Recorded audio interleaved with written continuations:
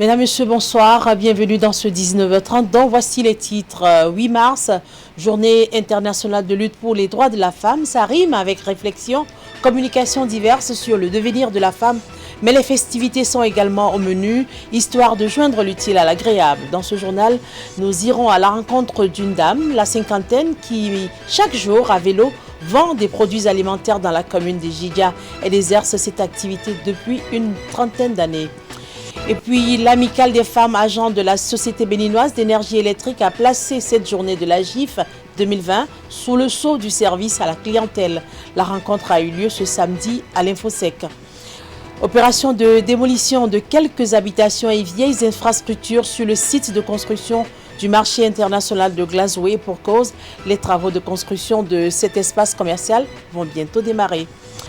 Bienvenue dans ce journal que vous pouvez également suivre en direct sur le www.canal3television.com. 8 mars, journée internationale de lutte donc contre les droits, de lutte pour les droits de la femme. Pour la circonstance, nous vous proposons aujourd'hui de suivre une vendeuse de produits alimentaires dans la commune de Djidia. La cinquantaine et mène cette activité à vélo depuis une trentaine d'années. Suivons donc le reportage de Imet Elena Moussou. Accroché au guidon de la bicyclette, posés sur la selle arrière ou portés sur la tête, ces produits alimentaires vont être promenés par Dame Julienne à travers le village de Mougnon dans la commune de Djidia. Tout en pédalant, la cinquantenaire parcourt tous les jours ateliers, boutiques, points clés du village et autres lieux de rassemblement pour écouler ses petits croustillants. Les clients lui achètent selon leur bourse du manioc accompagné de galettes, d'arachides grillés, du gari, d'arachides bouillis, du gâteau et d'autres produits. Ce quotidien, la vendeuse le répète depuis 30 ans environ, sauf les dimanches et parfois les samedis. Je fréquentais le marché de Ngbega et je confiais le transport de mes marchandises à certains. Mais un jour, ils ont décidé d'abandonner mes galettes. J'ai alors demandé à une grande sœur qui s'appelle Maman Gérard si je peux la suivre. Elle avait l'habitude de transporter ses marchandises à vélo. J'ai voulu essayer, ça a marché. C'était pour la première fois que je transportais mes marchandises à vélo. Depuis mes débuts à ce jour, cela fait 30 ans que je roule ainsi.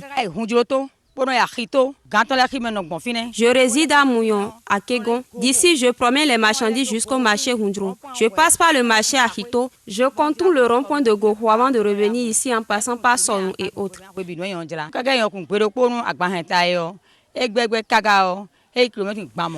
La journée pour Dame Julienne démarre tôt aux environs de 4 heures du matin.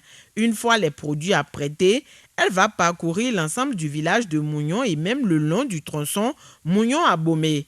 Expérimentée il y a 30 ans, cette manière itinérante de vendre constitue depuis lors pour elle la meilleure façon de se faire de l'argent. Cette activité génératrice de revenus est celle qui a permis à la vendeuse de nourrir ses 5 filles et sa nièce, mais aussi subvenir aux besoins de toute sa famille. Dans la commune de Djidia, je suis la seule à vendre comme ça. Les gens se moquent de moi, prétextant que l'activité ne nourrit pas son homme. Mais moi, je ne les écoute pas. Certains m'ont emboîté le pas, mais n'ont pas persévéré. Par jour, je gagne parfois 12 000, 8 000, 13 000 ou même 15 000. Avec ça, j'ai pu assurer l'éducation de mes enfants. L'une a le bac, l'autre a le brevet, etc. Depuis 2 ans maintenant, Dame Julienne est également présente dans la cour de récréation du collège d'enseignement général de Mougnon. La revendeuse est appréciée pour ses offres, son sens d'humilité et sa compréhension. Sa façon de porter et de vendre les produits dénote, selon les apprenants, de la combativité des femmes et inspire certains élèves. Depuis que moi je suis née, elle vend du manioc avec d'arachide. Et puis c'est une dame très gentille. Souvent, elle étale tout sur la tête, elle conduit son vélo et puis elle se promène presque dans toute la ville. Bon, elle est très gentille, principalement avec les élèves, elle est très gentille. En termes clairs, comme elle est aussi notre maman, souvent elle voit notre cas, si on n'a pas assez d'argent pour payer, elle nous donne, souvent elle nous vend aussi à crédit. Ça m'inspire aussi parce qu'il n'y a pas de sous-métier. Après tout, on peut consacrer notre temps pour faire ces genres d'activités. Elle est dynamique dans son travail. Elle vient surtout à l'école sans en retard. Pendant longtemps, les femmes ont été considérées comme des ménagères et éducatrices des progénitures. Mais elles sont aussi travailleuses et combatives. Celles ingénieuses comme Julienne sont présentes dans divers domaines et secteurs d'activité. Elles sont une source d'inspiration pour la jeune génération qui trouve en elles une référence pour se prendre en charge et mener convenablement leur vie. Voilà, nous sommes admiratives devant cette maman Juliette, bravo donc à elle.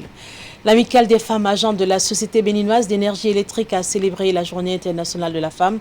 C'était à l'Infosec de Cotonou ce samedi, une journée placée sous le sceau du service à la clientèle. Asiongon Kanya, Asiongon et Rachidi Soubero pour le reportage. L'amicale des femmes agents de la Société béninoise d'énergie électrique œuvre pour un meilleur accueil de la clientèle.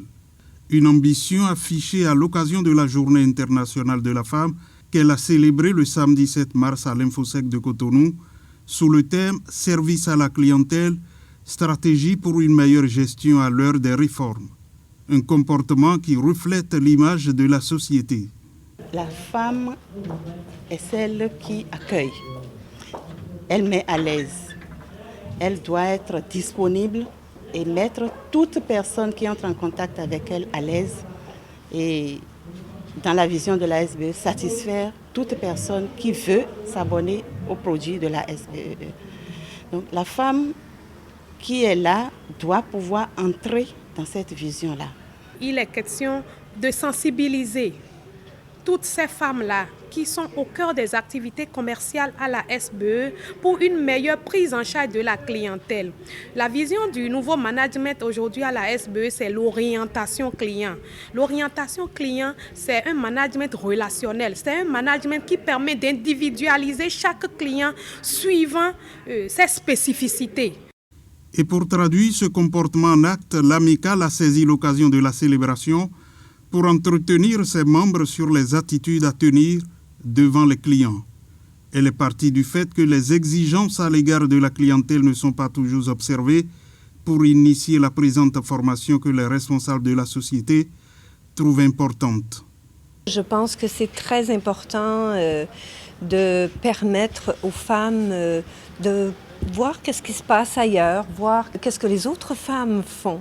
Alors souvent, ces rassemblements sont très bénéfiques justement pour pouvoir partager comment on voit les choses, partager comment les autres ont fait pour arriver à être plus autonomes, plus responsables. De ce genre, et bien sûr, c'est d'une importance capitale pour l'ensemble d'une société de mettre en avant la contribution des femmes et de faire en sorte que celles-ci puissent occuper des postes assez importants dans une société. Et c'est pour cela que nous voulons faire cette promotion aujourd'hui au niveau de la clientèle.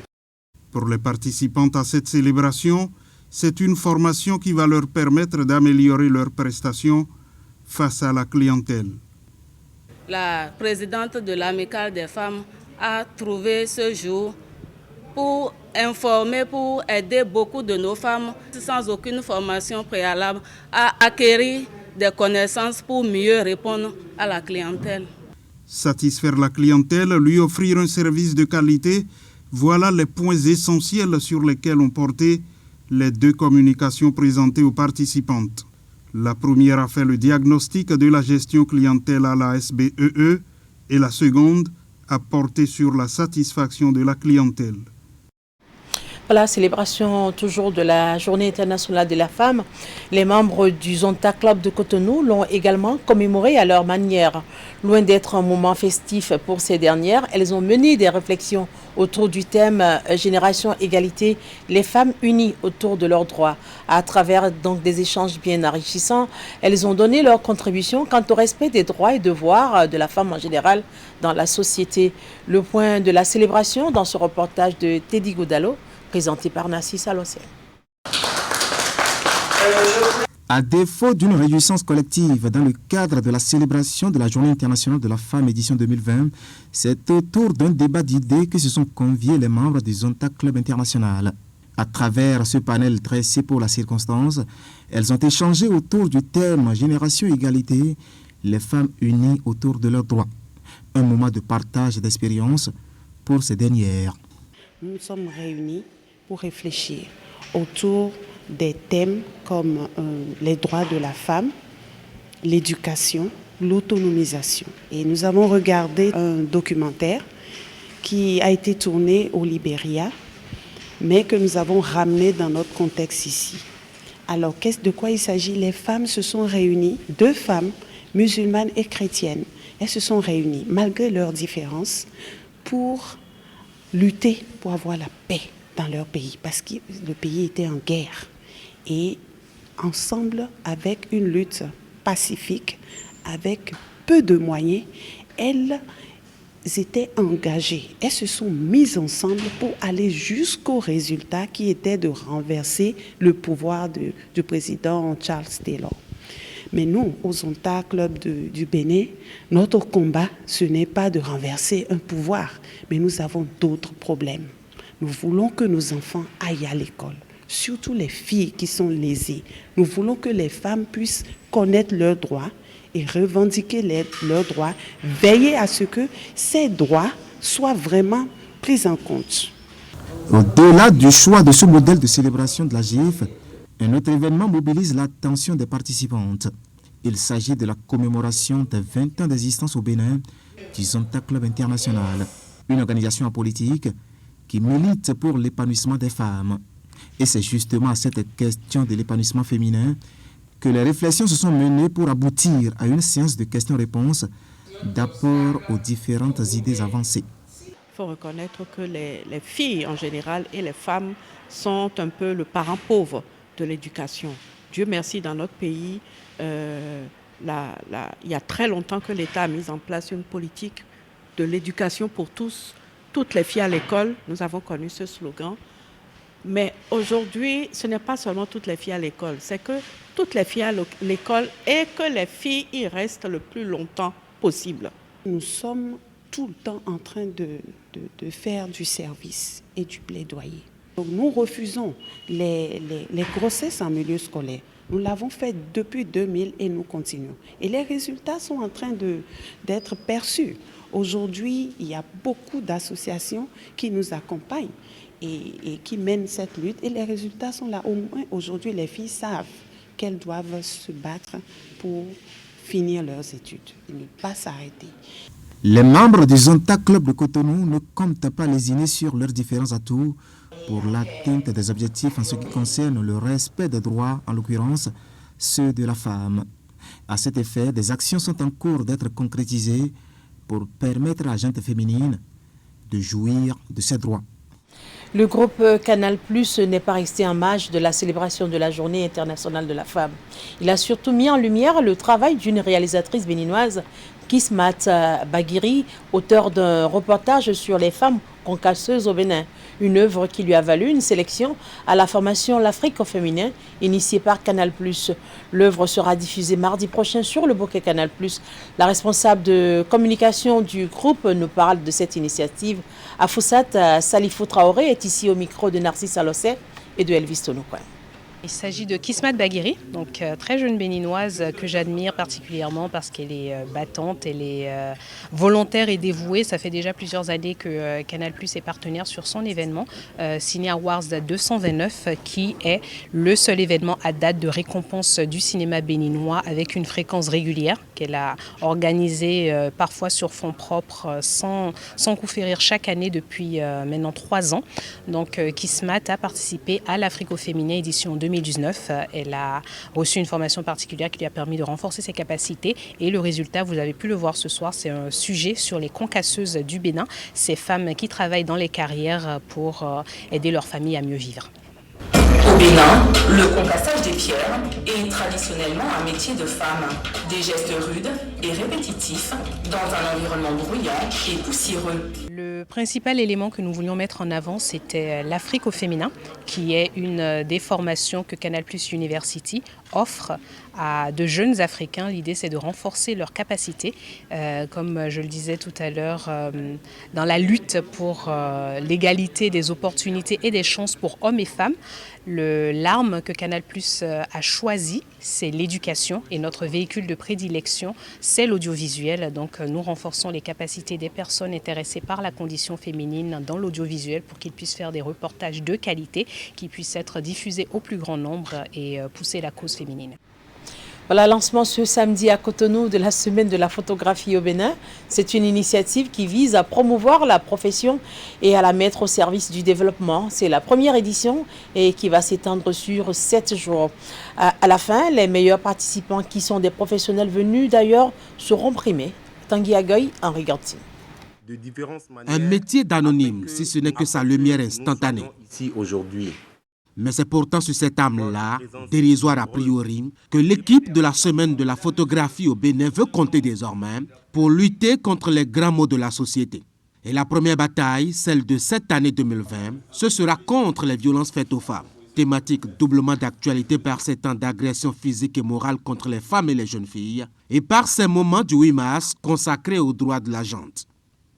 Une femme sur 3 dans le monde est victime de violences basées sur le genre. On estime à peu près à 80 000 décès par féminicide dans le monde par année. Malheureusement, au Bénin, 69% des femmes ont été une fois dans leur vie victimes de violences. Mais en même temps qu'ils veulent combattre, les organisateurs de cette rencontre envisagent aussi de célébrer ceux qui font bien le métier. Il s'agit de renverser la tendance actuelle au déclin de la profession à cause de la technologie et sortir le photographe béninois de sa solitude et de son isolement en l'ouvrant à ses confrères d'autres pays du monde. 8 candidats de 3 pays, à savoir le Bénin, le Togo et le Niger, sont en lice pour défendre leurs œuvres produites en considération du thème retenu. La particularité de cette première édition est que les 3 meilleurs candidats qui seront retenus au soir du vendredi 13 mars prochain seront primés. La compétition est donc ouverte sur le thème du viol spécifiquement.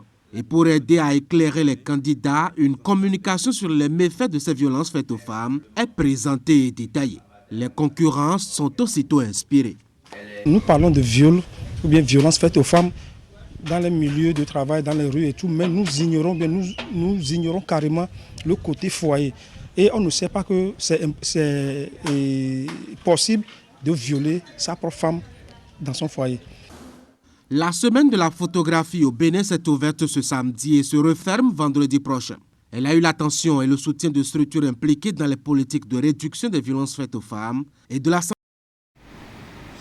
Les derniers occupants du marché international de Glasgow contraints de libérer le site.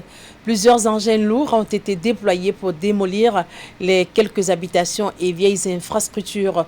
L'opération dirigée par le préfet Firmin Coton marque aussi le démarrage effectif des travaux de construction de cet espace d'échange commercial. Les détails avec Imet Elena Moussou. Débarrasser l'emprise du marché international de Glasgow de ses derniers occupants, ainsi que de quelques vieilles infrastructures. L'opération conduite par l'autorité préfectorale marque également le démarrage effectif des travaux de construction, de modernisation et d'extension du dit marché. Prévu pour durer 15 mois, le compte à rebours pour rendre les ouvrages définitifs est ainsi lancé. La présence des engins lourds sur le site vise à contraindre et à accélérer le départ de ceux qui traînent encore les pas. Nous sommes déjà en retard de 4 jours.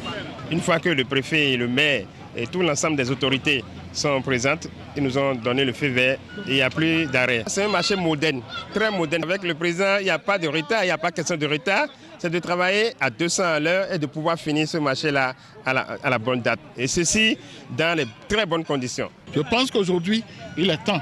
Depuis 1 mois et demi, on a remis le site à l'entrepreneur. On lui a demandé attends encore 1 mois pour que la population puisse dégager. Mais on constate que tous les jours, on ne veut pas quitter, on veut rester, on veut faire la tête. Ces populations, aidez-nous à construire ce marché qui est notre or, qui est notre pétrole. Parce que nous n'avons rien. À part les champs que nous faisons, c'est le marché qui est notre économie principale. Donc, aidez-nous à accompagner l'entrepreneur pour que la construction de ce marché soit une réussite. avant cette étape de démolition. Plusieurs voies de concertation et de conciliation ont été empruntées en vue de convaincre les occupants de libérer le site. Accompagné du maire de Glazoué, Firmin Aimé Couton a expliqué que ces derniers ont été réunis, écoutés et pris en compte par les opérations de lotissement en cours dans la ville. Chacun d'eux a été relogé à la faveur des 10 lotissements, mais certains, par négligence ou entêtement, n'ont pas rejoint les parcelles qui leur ont été attribuées. Comprenant leurs préoccupations, j'ai demandé au maire que les lotissements en cours donc, dans la commune puissent prendre en compte leurs préoccupations. Mais depuis, ils font du chantage, d'autres asile même des papiers fictifs qui ne veulent rien dire. Nous sommes venus remettre le site à l'entrepreneur qui doit construire le marché. C'est une question de délai. Le président de la République a donné un délai pour finir les travaux. Donc, à cause de ces gens-là, on ne peut pas tolérer qu'ils empêchent l'entreprise de finir la construction du marché Gbomina de Glazoué dans le délai imparti à l'entrepreneur. C'est pourquoi aujourd'hui, je suis venu en personne dégager ces occupants-là pour qu'ils aillent s'installer là où c'est prévu pour leur relogement. La substance des travaux à réaliser dans le cadre de la construction du marché de Glazoué se résume en la construction de hangars, de boutiques et de magasins modernes, d'un restaurant, d'un centre de santé et des hébergements. L'ensemble sera ceinturé par une clôture et les espaces tapis de pavés. De quoi rendre plus attrayant et plus fréquentable cet espace d'échange commercial. Les travaux vont s'achever en mai 2021. Voilà, il n'est pas trop tard pour en consommer. Allons donc à la découverte du processus de fabrication du vin de palme. Il est fabriqué, vous le savez, avec la sève de palmier. Pour cela, les palmiers sont abattus afin d'en récolter le jus grâce à la méthode que nous expose ici Geoffroy Messan.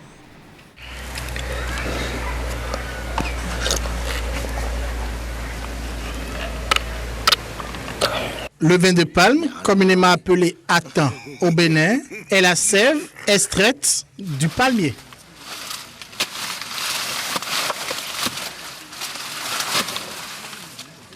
Pierre Sossou, peintre auto et bâtiment, a acheté ce palmier ainsi que 25 autres à un prix variant de 1000 francs CFA à 2500 francs CFA l'unité auprès du propriétaire de ce champ situé au quartier Akolegro dans la ville de Lokossa, au sud-ouest du Bénin. Il s'attelle à les déraciner. Dès que j'apprends que quelqu'un veut vendre ses palmiers, je vais le rencontrer pour les acheter.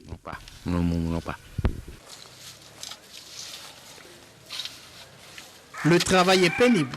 Il est aidé par son fils et des ouvriers qu'il recrute à 200 francs, voire 500 francs. L'arbre déraciné est taillé suivant la taille du régime. Il lui a fallu quelques jours pour arriver à bout des 26 palmiers. Après avoir tombé à peu près 7 jours, on va lever les branches pour continuer le travail qui reste.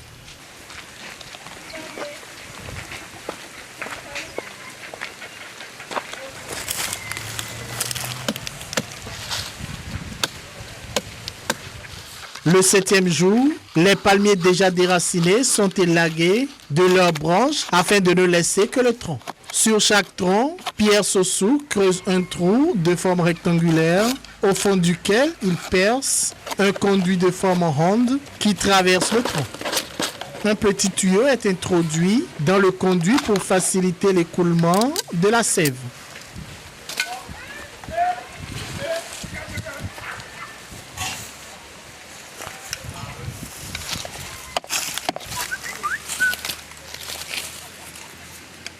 Il dispose ensuite au-dessous un canari qui est destiné à récolter le vin de palme. Pour faire couler plus vite la sève de l'arbre, Pierre Sossou vient périodiquement mettre du feu à des branchages qui lui permettent de réchauffer régulièrement le creux rectangulaire.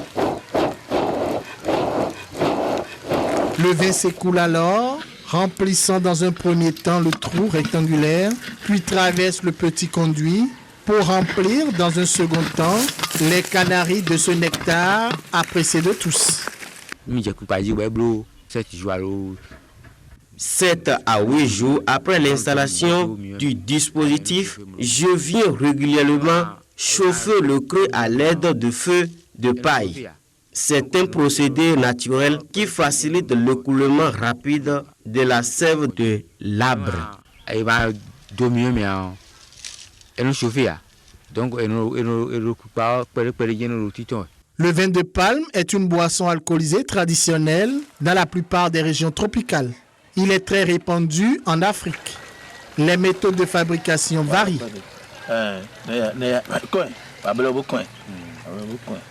On prépare de la tisane avec le vin de palme. Il y a des racines qui sont à la maison et arriver à la maison, je vais nettoyer les racines là et verser le vin de palme là-dessus.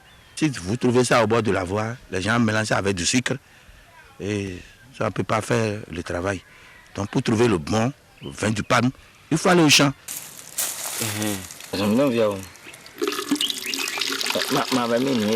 Ce précieux liquide sera plus tard exploité pour fabriquer le sodabi, l'alcool traditionnel du sud du Bénin. Voilà qui marque à la fin de ce journal que je vous remercie d'avoir suivi. Très bonne suite de programme chez Canal 3. Je vous retrouve très vite.